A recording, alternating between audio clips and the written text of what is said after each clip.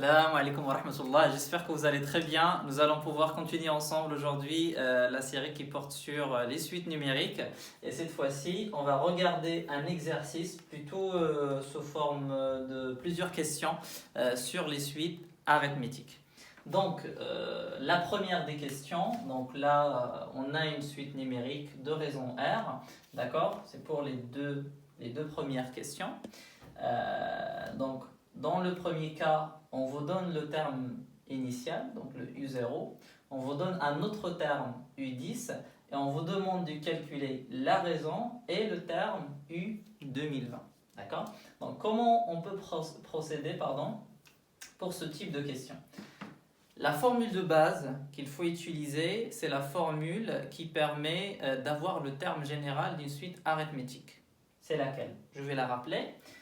Alors ça, on l'a vu la dernière fois dans le cours. On sait que lorsqu'une suite elle est arithmétique, c'est le cas dans notre exercice, que le terme général, UN, il est égal à UP plus, entre parenthèses, N moins P, donc cet indice moins cet indice, fois la raison R.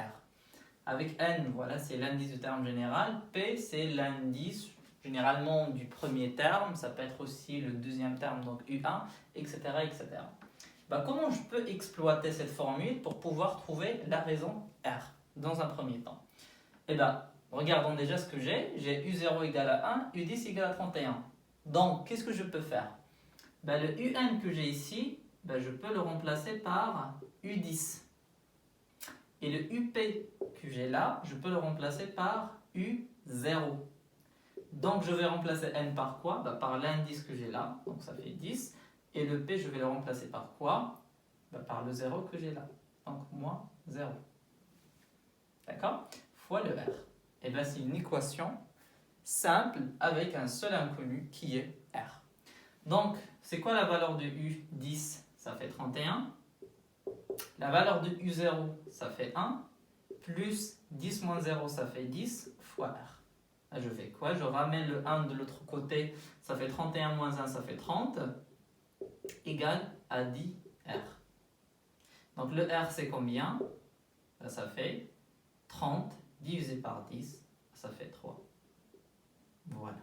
Donc ça, c'est la raison R. Donc il suffit d'utiliser cette formule-là. Donc là, j'ai le U0, j'ai le U10, je les remplace ici. D'accord? Vous savez très bien, l'autre formule, c'est plutôt comme ça. Donc, c'est un cas particulier, U0 plus NR. J'insiste plutôt sur celle-là parce que voilà, c'est la formule généralisée. Donc, si jamais vous avez le U1 ou le U2, il faut la savoir. Ça, c'est plutôt pour le cas particulier U0. Et donc, après, vous remplacez UN par U10, UP par U0. Donc là, vous faites 10 moins 0 ici fois R. Et puis, vous trouvez la raison. Donc, R égale à 3. Maintenant, comment je peux calculer U20, sachant que je viens de trouver la raison R égale à 3? La même chose, on va utiliser la même formule. Donc je fais quoi? Je fais U2020 égale à UP. Alors ce P là, je peux le choisir. Soit je choisis 0, c'est le mieux, c'est le plus simple. Je peux choisir également U10. Il faut juste bien respecter les indices que vous avez là. On va opter pour le plus simple, donc c'est le U0. Plus N moins P, donc 2020 moins 0, donc ça fait 2020 fois la raison R qui est 3. Voilà. Donc là, plutôt, je le mets comme ça, R, et puis on remplacera par les valeurs numériques. U0, ça fait 1, plus 2020 fois R, et R, ça fait 3. Voilà. Donc 2020 fois 3, donc ça fait 6060. Donc c'est 6060 plus 1. Donc c'est 1061. Voilà U 2020. J'espère que c'est très clair pour la première question. Je vais effacer du coup le corrigé et on passera à la question numéro 2. N'hésitez pas à faire pause si jamais vous voulez garder le corrigé. Et puis passons à la question numéro 2. Alors, la même chose, j'ai une suite numérique de raison R telle que U1 ça fait moins 2 et R égale à 3. On vous demande dans cette question de calculer U20 et puis on calculera la somme S qui est égale à U1 plus U2 jusqu'à U20, c'est-à-dire les 20 premiers termes de cette suite arithmétique de raison 3 et de premier terme U1 égale à moins 2. Commençons par U20. Si vous avez bien compris la question numéro 1, ça ne doit pas poser de souci pour vous, cette question-là. On utilisera la même formule, c'est le terme général d'une suite arithmétique. Donc c'est quoi le terme général? Je vais rappeler la formule. Donc UN égale à UP plus N moins P fois R. Donc le UN, maintenant je vais appliquer numériquement. Moi je cherche U20, donc je remplace le N par 20. U20 égale à UP. Là, le P, j'ai pas le choix que de prendre la valeur 1. Donc ça va être U1 plus, c'est quoi le N? C'est 20. C'est quoi le P? C'est 1. Donc c'est 20 moins 1 fois R. Et la raison c'est combien? Ça fait 3. D'accord? U1 c'est combien? Ça fait moins 2. 20 moins 1 ça fait 19. 19 fois 3.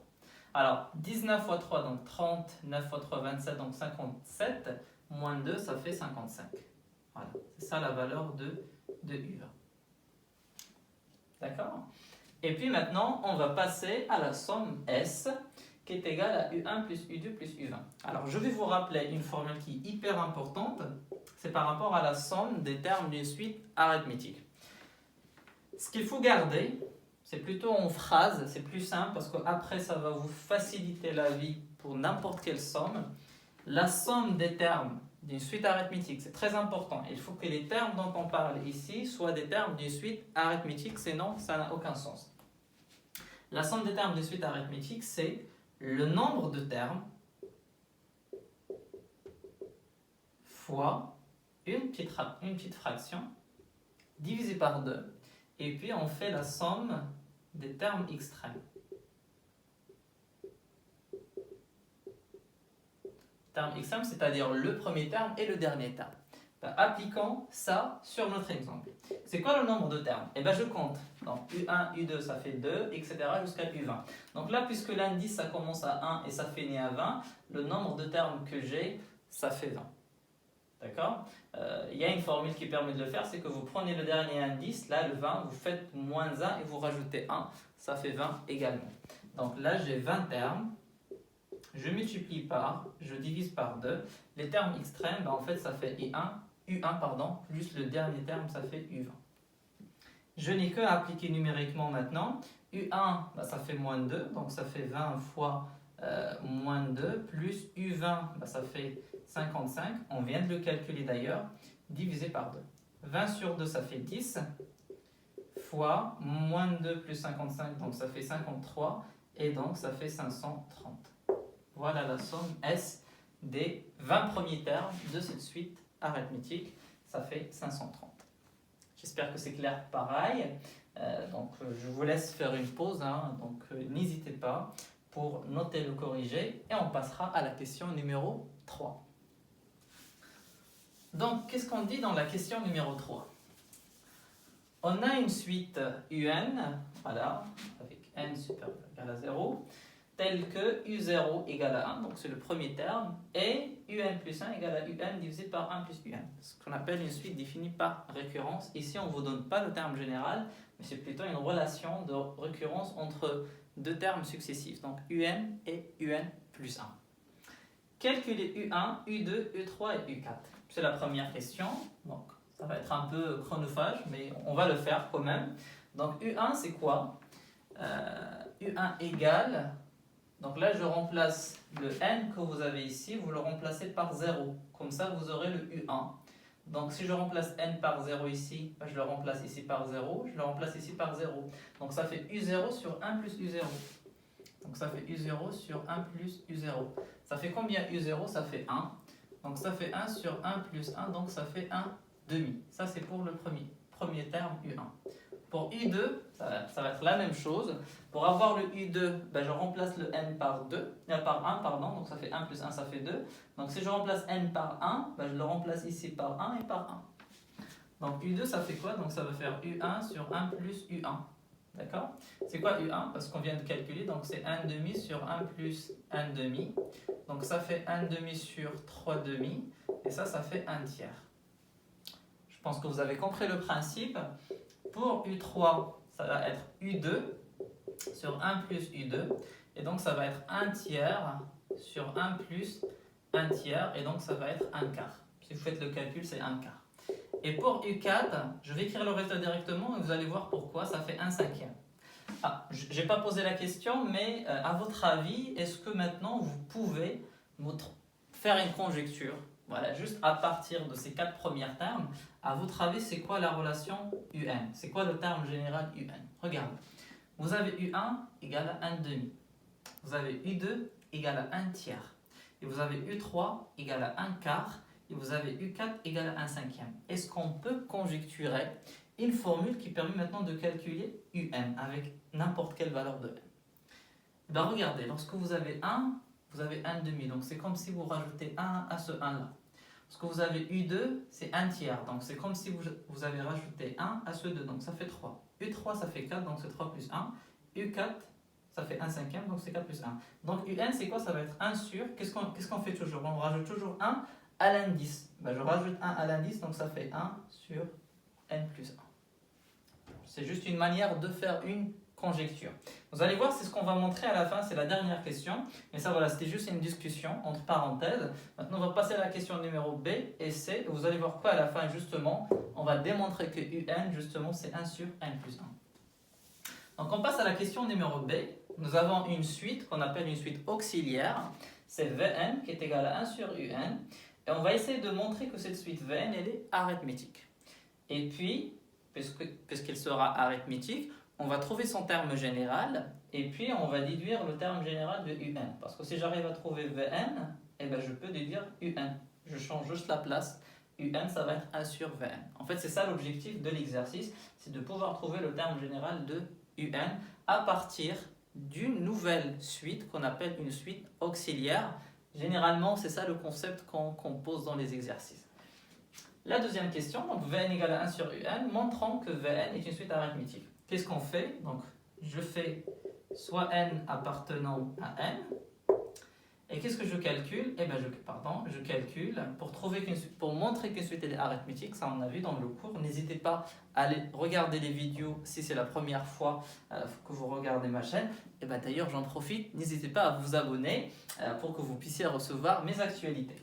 Donc, Vn plus 1 moins Vn égale, donc ça fait 1 sur Un plus 1 moins 1 sur Un. Pourquoi? Vn c'est 1 sur Un. Donc c'est quoi Vn plus 1? C'est comme si je remplace ici n par n plus 1. Et bien je remplace n par n plus 1. Donc ça fait 1 sur Un plus 1. Vn, ben, je l'ai déjà, c'est 1 sur Un. D'accord? C'est quoi 1 sur Un plus 1? Et bien moi j'ai déjà Un plus 1. Comment je peux avoir 1 sur Un plus 1? C'est-à-dire je fais l'inverse. Et bien je fais l'inverse. Donc ça fait 1 plus Un divisé par Un. Parce qu'en fait, c'est ça l'inverse de ça. L'inverse de Un sur 1 plus Un, bah c'est 1 plus Un sur Un. Moins, ça je le laisse comme ça, je ne le touche pas. Alors, pour un petit peu être rigoureux dans la rédaction, pour que je puisse déjà faire 1 sur ça, il faut que ça il soit non nul. Alors, pourquoi ça il est non nul? C'est une bonne question. Bon, on l'a vu, hein, on peut le démontrer par récurrence, c'est pas l'objectif de la question, mais ça, elle est certainement non nulle, parce que Un plus 1, ça fait Un sur 1 plus Un. Ça, déjà, c'est non nul, puisque on voit bien que les termes de la suite ici sont positifs. Déjà, le premier terme U0, ça fait 1, et que tout ça, c'est positif, donc ça va que augmenter ou diminuer, on s'en fout, mais en tout cas ça va être non nul toujours, parce que Un il ne va pas s'annuler. C'est plutôt des fractions qui vont avoir tendance à baisser. C'est la limite qui va être 0, mais ça ne va jamais atteindre 0. D'accord? Et donc quand je fais l'inverse des deux côtés, ça va être juste toujours, on est sûr et certain qu'on n'aura pas de 0. Je ne vais pas rentrer dans le détail, on peut le démontrer, mais ça va juste déborder la vidéo pour rien. Et du coup, c'était juste une parenthèse pour dire que ce qu'on a fait là mathématiquement c'est correct, parce que je sais très bien que ça, le UN il est non nul, et donc la fraction elle est bien définie. Là du coup ils ont le même dénominateur, ça c'est une fraction, moins, même dénominateur, bah, je peux les mutualiser, donc je peux les mettre au même dénominateur, et donc ça fait 1 plus UN moins 1, donc ça fait UN sur UN, ça fait 1. Donc je viens de prouver que la différence entre deux termes successifs, quel que soit le n, ça fait 1. Bah, c'est ça une suite arithmétique. Donc ça, ce n'est que la raison de cette suite arithmétique. Maintenant, puisque je viens de prouver que Vn est une suite arithmétique, je peux écrire son terme général. C'est quoi le terme général Vn? Eh bien, ça fait Vn égale à Vp plus n moins p fois R. Je vais prendre P quoi? Je vais prendre 0. Je vais faire V0 plus NR. C'est quoi V0? C'est 1 sur U0. C'est quoi U0? C'est 1. Donc ça fait 1. Plus NR. R ça fait 1, donc c'est 1 plus N. Maintenant, je viens de calculer le terme général de Vn. Si je passe à la troisième question C, qu'est-ce que je cherche? Je cherche Un en fonction de n. Ben moi, j'ai Vn égale à 1 sur Un. Donc Un, c'est quoi? Donc Un, en fait, c'est 1 sur Vn. Pareil, Vn ici, il est non nul, puisque Vn, c'est 1 plus n, n étant supérieur ou égal à 0. Donc ça, il est non nul toujours. Voilà, pour justifier que cette fraction existe déjà. Et du coup, Un, ça va être 1 sur Vn. Et c'est quoi Vn? C'est 1 plus n. Donc Un, c'est 1 sur Vn qui est égal à 1 sur n plus 1. Vous vous rappelez très bien, c'est la conjecture qu'on avait fait tout à l'heure en se basant sur les premiers termes de la suite Un. Voilà, donc c'était un exercice pour pratiquer un peu ce qu'on a pu voir pour la suite arithmétique, donc la vidéo qu'on a fait la dernière fois sur le cours. Maintenant, la prochaine fois, du coup, on va faire la suite géométrique. Donc pareil, on va faire un récap du cours ensemble. Et puis, on fera également une vidéo pour un petit peu faire quelques questions un peu de ce type-là pour bien assimiler ce que c'est les suites géométriques.